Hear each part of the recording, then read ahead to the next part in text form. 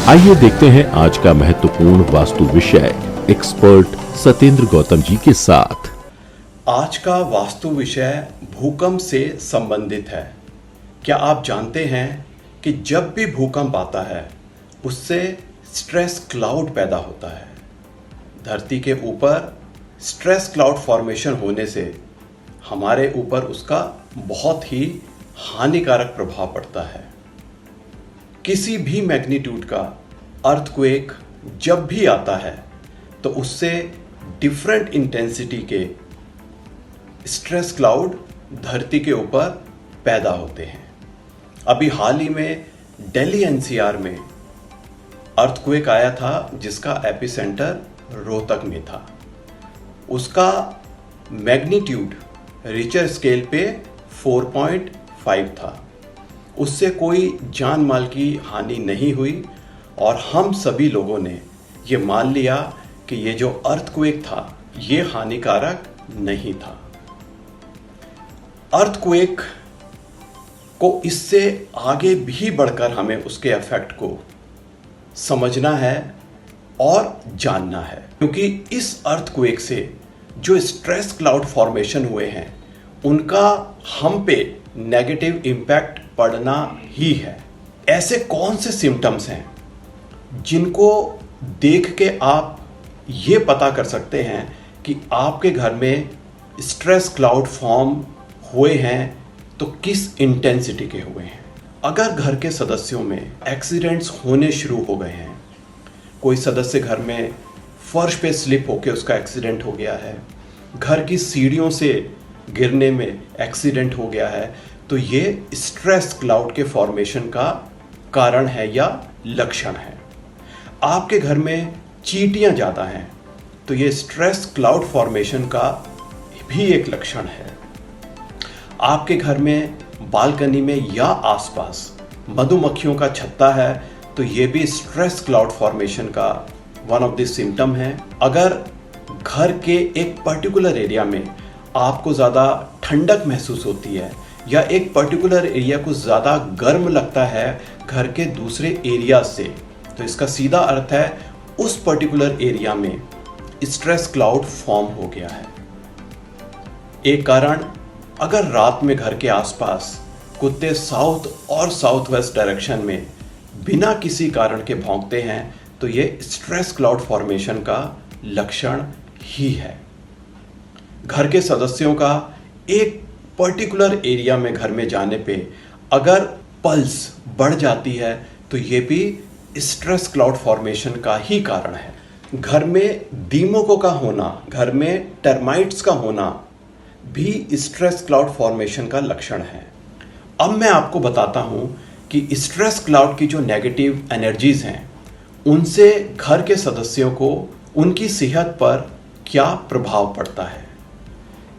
Stress cloud की negative energies से घर के सदस्यों को क्रॉनिक डिजीजेस हो सकती हैं, इन्फ्लेमेटरी डिजीजेस हो सकती हैं, जो आज की हम लाइफस्टाइल डिजीजेस जिनको हम कहते हैं उसका एक बहुत बड़ा कारण स्ट्रेस क्लाउड की नेगेटिव एनर्जीज ही हैं। इसके साथ साथ घर में सदस्य टेंशन में हैं, उनमें लड़ाई झगड़े ज़्यादा हैं, वहाँ पे पीस ऑफ माइंड नहीं है, बहुत नेगेटिविटी है, तो उसका मुख्य कारण स्ट्रेस क्लाउड की नेगेटिव एनर्जीज ही हैं। इसलिए स्ट्रेस क्लाउड की नेगेटिव एनर्जीज को खत्म करने के लिए, इनसे प्रोटेक्शन के लिए घर का वास्तु अनुकूल होना बहुत ज़रूरी है। सबसे पहले हम बात करते हैं इनके फॉर्मेशन का। जब भी अर्थक्वेक आता है तो उससे क्रिएट होता है जियोपैथिक स्ट्रेस। जियो का अर्थ है पृथ्वी, पैथी का अर्थ है डिजीज। अर्थक्वेक अर्थ में यानी कि पृथ्वी में डिजीज पैदा करती है, जिसकी वजह से स्ट्रेस क्लाउड पैदा होते हैं जो कि सोर्स होते हैं नेगेटिव एनर्जीज के। ये चिंता का विषय घरों में इसलिए बनते हैं क्योंकि घर एक कन्फाइंड स्पेस है, वहाँ पे घर के सदस्य काफ़ी समय बिताते हैं एक दिन में, और इसकी वजह से वहाँ पे जब भी स्ट्रेस क्लाउड फॉर्म होता है, चाहे वो एक बहुत ही छोटी सी इंटेंसिटी का हो, वो वहाँ के सदस्यों की सेहत पे बहुत ही हानिकारक प्रभाव डालता है। अब हम बात करते हैं कैसे वास्तु के द्वारा हम स्ट्रेस क्लाउड के नेगेटिव इफेक्ट को खत्म कर सकते हैं। अगर स्ट्रेस क्लाउड को आप एक बैलून माने तो वास्तु एक निडल या सुई है। जैसे ही हम वास्तु की सुई स्ट्रेस क्लाउड वाले बैलून पे टच करते हैं तो वो क्या होगा, बस्ट हो जाएगा, उसका नेगेटिव इफेक्ट खत्म हो जाएगा।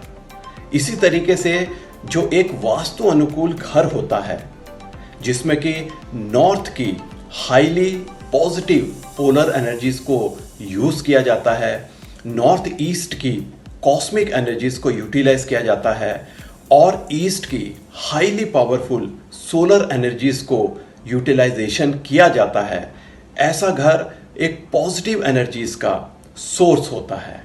एक वास्तु अनुकूल घर में चारों दिशाएं नॉर्थ साउथ ईस्ट वेस्ट उनको तत्वों के आधार पर डिजाइन किया जाता है जिससे कि ये चारों दिशाएं एनर्जाइज रहती हैं और बैलेंस रहती हैं।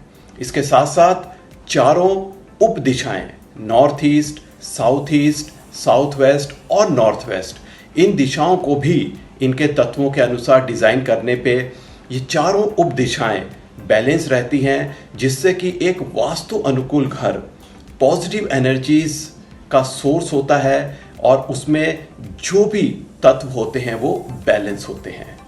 यहाँ पे जब स्ट्रेस क्लाउड फॉर्म होता है तो वो तुरंत इन पॉजिटिव एनर्जीज के द्वारा एलिमिनेट हो जाता है। तो स्ट्रेस क्लाउड की जो नेगेटिव एनर्जीज हैं वो एक वास्तु अनुकूल घर की जो पॉजिटिव एनर्जीज हैं वो उसको खत्म कर देती हैं।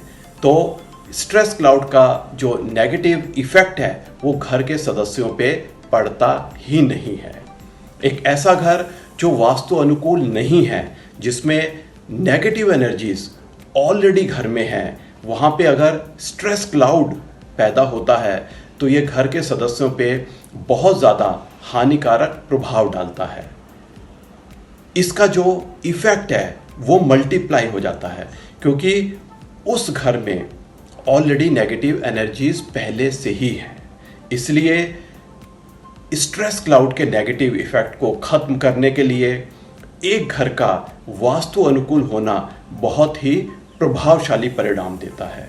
अगर हमें स्ट्रेस क्लाउड के नेगेटिव इफेक्ट को अपने घर में, फैक्ट्री में, ऑफिस में या इस तरीके के वर्किंग और लिविंग स्पेस में खत्म करना है तो हमें वास्तु की अनमोल गाइडलाइंस का पालन करना चाहिए जिससे कि इसके नेगेटिव इफेक्ट उसमें रहने वाले, उसमें काम करने वाले लोगों पे ना पड़े। इनसे संबंधित अगर आपके कुछ क्वेरी हैं, कुछ सवाल हैं, आप हमसे जुड़ सकते हो।